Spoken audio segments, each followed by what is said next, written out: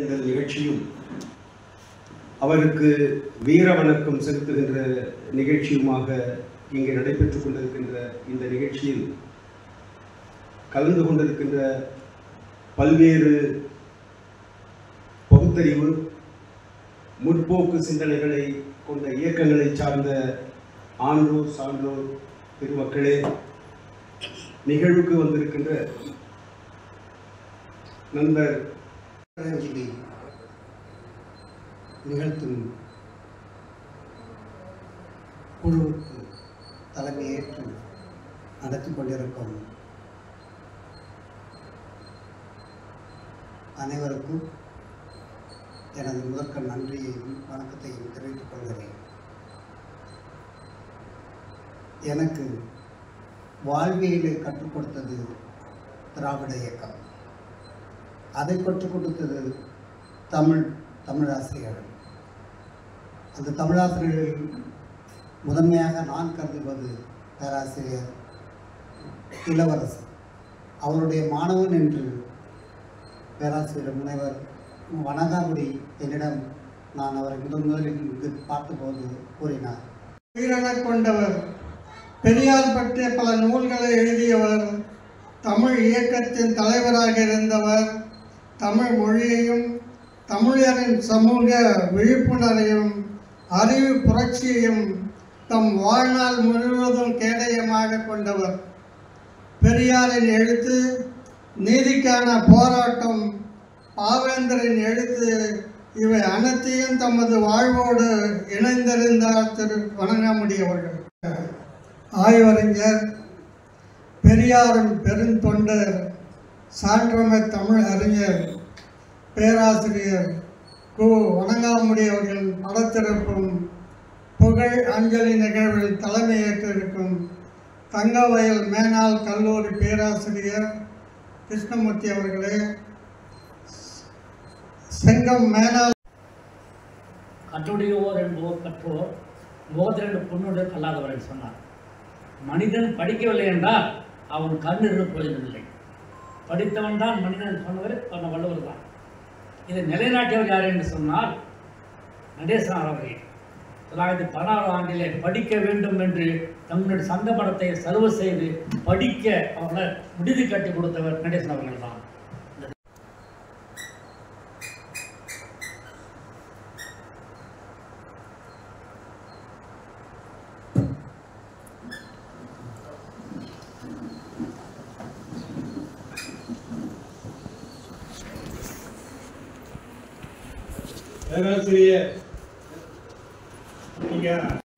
ஏற்பாடு பண்ணுறேன், அவரை நீங்கள் வந்து கௌரவிச்சுட்டு போங்க அப்படின்னு சொல்லி ஐயா கிட்ட போய் நடுவில் அந்த நிகழ்ச்சி நடந்து கொண்டு இருக்கிற நேரத்திலேயே நடுவிலே வீர வணக்கம், வீர வணக்கம், வீர வணக்கம், வீர வணக்கம், பேராசிரியர் வணங்காமுடி ஐயாவுக்கு வீர வணக்கம், வீர வணக்கம், வீர வணக்கம், வீர வணக்கம், வீர வணக்கம், வீர வணக்கம், வீர வணக்கம், வீர வணக்கம், வீர வணக்கம், வீர வணக்கம், பெரியாரின் பெருந்தொண்டர், பெரியாரின் பெருந்தொண்டர் பேராசிரியர் ஐயாவுக்கு பேராசிரியர் ஐயாவுக்கு வீர வணக்கம், வீர வணக்கம், வீர வணக்கம், வீர வணக்கம், வீர வணக்கம், வீர வணக்கம், வீர வணக்கம், வீர வணக்கம், பகுத்தறிவாதி ஐயாவுக்கு பகுத்தறிவாதி ஐயாவுக்கு வீர வணக்கம், வீர வணக்கம், வீர வணக்கம், வீர வணக்கம்.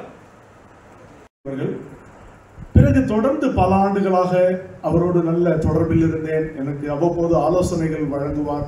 தமிழ் சார்ந்து பல வழிகாட்டுதல்களை அவர் எனக்கு வழங்கினார். அவருடைய கல்வி கூடங்கள், அவருடைய கல்லூரி பட்டமளிப்பு விழாவில் நான் சிறப்பு விருந்தினராக பங்கேற்றிருக்கிறேன். அவருடைய 2 பள்ளிக்கூடங்களிலும் விழாக்களில் நான் பங்கேற்றிருக்கிறேன். அவருடைய மகள் இலக்கியா, மருமகன் சைத்தன்யா இருவரோடும் இணைந்து பல நிகழ்ச்சிகளில் நான் பங்கேற்றிருக்கிறேன். அப்படிப்பட்ட பிணைப்போடு இருக்கிற பொழுது இந்த செய்தி ஒரு அதிர்ச்சியாகத்தான் இருந்தது. இன்றைய தினம் பகிர்ந்து கொள்கின்ற நினைவாகவும் அவருக்கு நினைவுகளோடு சேர்ந்து ஒரு வீர வணக்கத்தை செலுத்துகிற நினைவாகவும் இன்றைக்கு தினம் கலந்து கொண்டிருக்கின்றோம். அவரோடு இங்கு இருக்கிறவர்கள் எல்லாம் நிறைய நம்முடைய நண்பர் முத்துமணி உள்ளிட்ட அத்தனை பேரும் நிறைய அவரோடு செய்திகளை பகிர்ந்தார்கள்.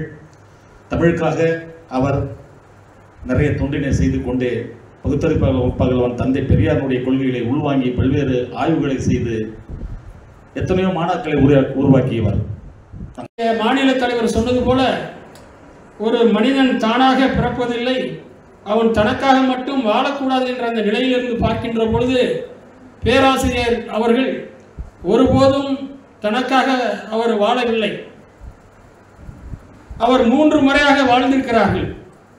ஒன்று தனது குடும்பத்திற்காக சொந்த வாழ்வு, மற்றொன்று தான் எடுத்துக்கொண்ட கொள்கைக்காகவும் வாழ்ந்திருக்கிறார்கள்.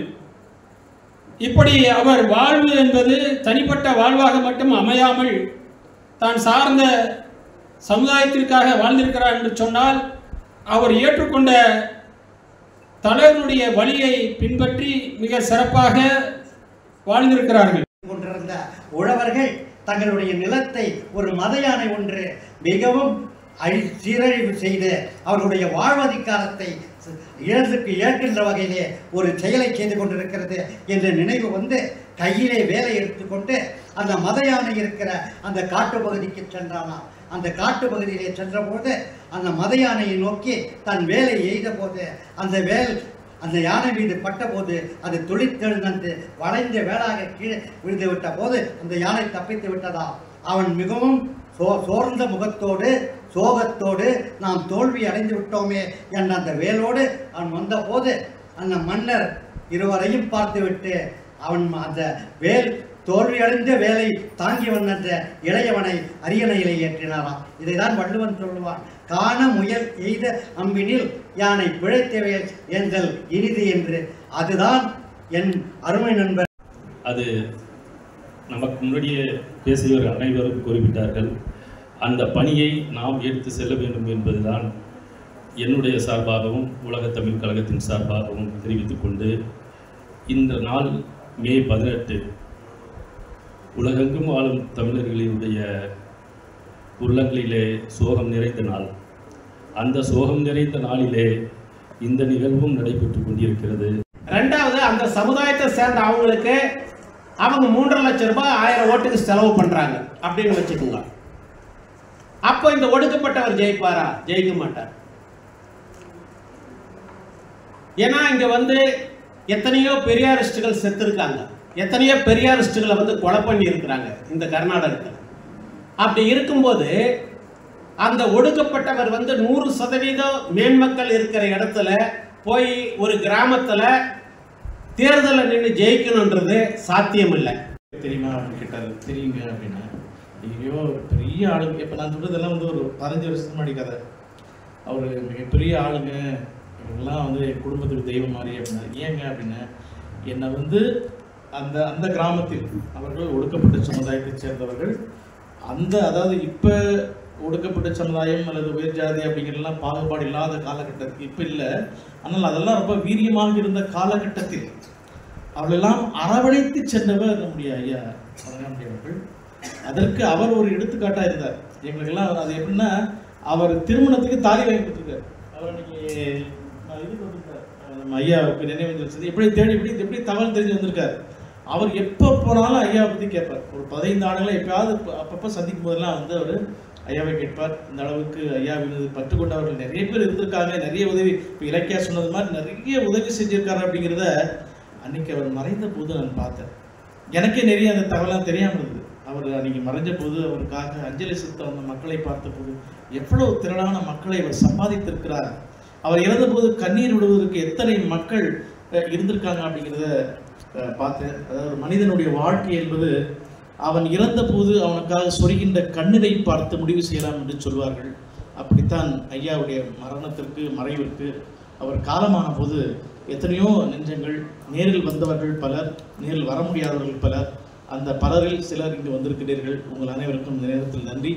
ஐயா அவர்கள், நம்முடைய டில்லி பாபா அவர்கள் ஐயா அவர் சொன்னது போல, நம்முடைய பாரதிதாசன் அவர்கள் எப்போதும் சொல்லுவார், தமிழுக்கு தொண்டு செய்வோன் சாவதில்லை என்று.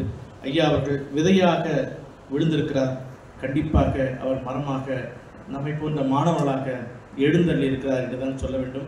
இரண்டு சொன்னது நம்முடைய நண்பர் மதியழகன் சொன்னது போல, அவரை போல ஆயிரக்கணக்கான மாணவர்களை அவர் உருவாக்கி இருக்கின்றார். அவர் விடுத்த, அதாவது அவர் செய்ய முடியாத பணியை கண்டிப்பாக செய்வோம். இங்கே ஒரு வேண்டுகோள் என்னவென்று சொன்னால், அவர் கடைசியாக விருப்பப்பட்டது என்னவென்று சொன்னால், புரட்சி பேச்சாளர் பெரியாருடைய 3வது பதிப்பை கொண்டு வர வேண்டும் என்று அவர் ரொம்ப பெரிதும் விரும்பினார். அதை எங்களால் செய்து முடிக்க முடியவில்லை. அன்றைக்கு காலை தான் நம்முடைய நண்பர் இயேசுதாஸ் அவர்கள் அந்த மா சுப்பிரமணிய அமைச்சருடைய அந்த அணிந்துரையெல்லாம் சேர்த்து அதை சரிபார்ப்பதற்காக ஐயாவுக்கு அனுப்பியிருக்காரு. எனக்கு நானும் அவருக்கு அனுப்பியிருந்தேன். நான் அதை பேசல, காலையில் அனுப்பிட்டு சரி அப்புறம் பேசுவோம்னு நினச்சிருந்தோம்.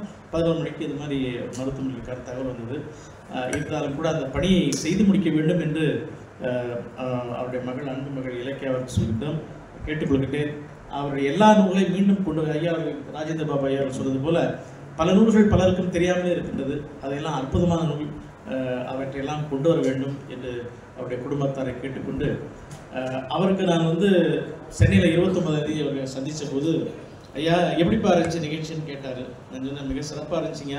இப்படிப்பட்ட ஒரு நிகழ்ச்சியை என்னுடைய வாழ்க்கையில் நான் பார்த்ததில்லை. அதை ஏன்னா 2022 உலகத்தமிழ்நாள் பாரதாசனுடைய பிரதமர் உலகத்தமிழ்நாள் கொண்டாடணும் முடிவெடுத்த போது அதை பற்றி பல அறிஞர்கள் பேசி இதை பற்றி யார்கிட்ட சொன்னால் நடக்கும்னு சொல்லி நான் முடிவெடுத்த போது திராவிட கழகத்துடைய தலைவர் ஐயா வீரமணி சந்திச்சு சொன்னால் அவர் வந்து அரசாங்கத்தை சொல்லி இதை நிறைவேற்றுவார்னு சொல்லி நாங்கள் நினைச்சோம். அப்போ போன 3 பேர், ஒருவர் மும்பை லெமோரியா அறக்கட்டளையோட தலைவர் குமரதாசன், நம்முடைய ஐயா வணங்காமுடி, இன்னொருவன் நான். அது 3 பேரும் போய் சந்தித்து அவர்கிட்ட பேசிட்டு வந்தோம். அப்போ அங்கேருந்து நண்பர் ஒருத்தர் சொன்னார், என்னங்க இதெல்லாம் ஒரு கோரிக்கைன்னு எடுத்து வந்திருக்கீங்க பண்ணார். ஆனால் வீரமணி ஐயாவது சொன்னார், ஐயோ அருமையான ஒரு கோரிக்கை, எங்களுக்கெல்லாம் இது வராது, உங்கள் மனசில் தோன்றியிருக்கு, கண்டிப்பாக அரசாங்கத்துக்கு சொல்லுவோம்னு சொல்லி உடனே அவர் அறிக்கையை விடுதலை எழுதினார். அதன் பிறகு அதில் ஐயாவுடைய வணங்காமுடைய பேர்லாம் குறிப்பிட்டு எழுதியிருப்பார். அதே போல் இந்த 29 நாள் நிகழ்ச்சி கூட அவர் வந்து ஐயா ஆசிரியர் வீரமணி ஐயாவை சந்தித்து அவர் பேசிட்டு வந்தார். அந்த நிகழ்ச்சியில் மிகச்சிறப்பாக நடந்து முடிஞ்ச பிறகு 3 ஆண்டு கால அந்த முயற்சிக்கு கிடைத்த பலன், அந்த வெற்றியில் ஐயாவுடைய பங்கும் மிக முக்கியமானது. அவர் சொன்னார், இந்த உலகத்தமிழ் நாள் அப்படிங்கிறது வந்து நம்ம உலகத்துக்கு அறிவிக்க அரசாங்கத்தை எதிர்பார்த்துட்டு இருப்பாங்க. அதாவது தமிழ்நாடு முதலமைச்சர் தளபதி ஸ்டாலின் அவர்கள் தமிழ் வாரம் என்று அறிவிக்காதற்கு முன் இப்படிப்பட்ட ஒரு விழாவை நடத்தலாம் என்ற ஒரு முடிவெடுத்து அதற்கு வேந்தருடைய அனுமதி எல்லாம் பெற்று நிகழ்ச்சிக்கு ஏற்பாடு செஞ்சோம். அப்போ அந்த நிகழ்ச்சியெல்லாம் நடத்தின பிறகு பிரம்மாண்டமான நிகழ்ச்சி, மாணவர்கள்லாம் அப்படியே மாணவர்கள் உட்கார்றது இடத்துல அவ்வளோ பெரிய நிகழ்ச்சி நடத்தி எல்லாருக்கும் மகிழ்ச்சியாக இருந்தது. வேந்தருக்கு ரொம்ப மகிழ்ச்சி. ஐயா கேட்டார், எப்படிப்பா இருந்துச்சு நிகழ்ச்சி? ஐயா, இதுக்கு நான் உங்களுக்கு நன்றி சொன்னால் மட்டும் போதாது, உங்களுக்கு ஒரு பாராட்டு விழா நடத்தணும்னு சொன்னேன். எனக்கு எதுக்குப்பா பாராட்டு விழான்னு சொன்னார். ஆனால் இன்னைக்கு அவருக்கு இரங்கல் கூட்டம் நடத்துகின்ற ஒரு சூழல் வந்தது அப்படிங்கிறது வேதனையான ஒரு நிகழ்வு. இருந்தாலும் கூட அவர் விட்டு சென்றிருக்கின்ற பணி என்பது ஏராளம் இருக்கின்றது. அதனால் அந்த புத்தக திருவிழாவில் வருகின்ற டிசம்பர் மாதம் 5ஆம் தேதி முதல் 14ஆம் தேதி வரை 4ஆம் தமிழ் புத்தக திருவிழா நடைபெற இருக்கின்றது. அந்த விழாவிற்குள் அந்த புரட்சி பேச்சாளர் பெரியார் மற்றும் அவருடைய மற்ற நூல்களையும் கொண்டு வர வேண்டும் என்பது என்னுடைய தனிப்பட்ட விருப்பம் மற்றும் என்னுடைய நண்பருடைய விருப்பம். எனவே அந்த விருப்பத்தை அவருடைய குடும்பத்தார் நிறைவேற்றி தருவார்கள் என்ற நம்பிக்கையோடு இந்த நிகழ்வில் இதுகாரும் பொறுமை காத்து அவருடைய புகழஞ்சலியை நீங்கள் செவிமடுத்து கேட்டமைக்காக உங்கள் அனைவருக்கும் என்னுடைய நெஞ்சார்ந்த நன்றியை தெரிவித்துக் கொண்டு வெகு விரைவில் அவர் சொந்த ஊரான செங்கத்தில் அவருக்கு அங்கு ஒரு இரங்கல் இதே போன்ற நினைவஞ்சலி கூட்டத்தை நடத்துவோம் என்று சொல்லி இந்த நிகழ்ச்சியில் கலந்து கொண்ட உங்கள் அனைவருக்கும் அதில் தங்கவேலை சேர்ந்த 4 தமிழர்கள் போலீசாரால் துப்பாக்கி சூட்டுக்கு தங்களை இராக்கி கொண்டார்கள். அந்த சமயத்தில் நடைபெற்ற ஊர்வலத்தில் 9ஆம் வகுப்பு படிக்கின்ற மாணவனாக இருந்த நான் பங்கேற்றேன். அன்று முதல் தமிழ் மீது எனக்கு ஒரு பற்று, அந்த பற்றின் உணர்வோடு இருந்த காலகட்டத்தில் கடந்த 1984ஆம் ஆண்டு தங்கவேல் முதுநிலை கல்லூரியில் முதலாண்டு பியில் சேர்ந்த போது என்னுடைய பேராசிரியராக ஐயா அவர்கள் இருந்தார். என்னோடு இருந்த அந்த தமிழ் உணர்வு அவரோடு சேர்ந்து கல்லூரியிலே அவருக்கு சொல்லிக் கொடுத்த தமிழ் பாடங்கள் வகுப்புகள் தமிழ் மீது அதிகமான ஆர்வத்தை மேடையில் வீட்டிற்கும் சான்றோர்களுக்கும் உங்களுக்கும் என்னுடைய நெஞ்சார்ந்த நன்றியை சொல்லி நிறைவு செய்கின்றேன். இப்போது எல்லோரும் மேடைக்கு வாருங்கள். மேடையில்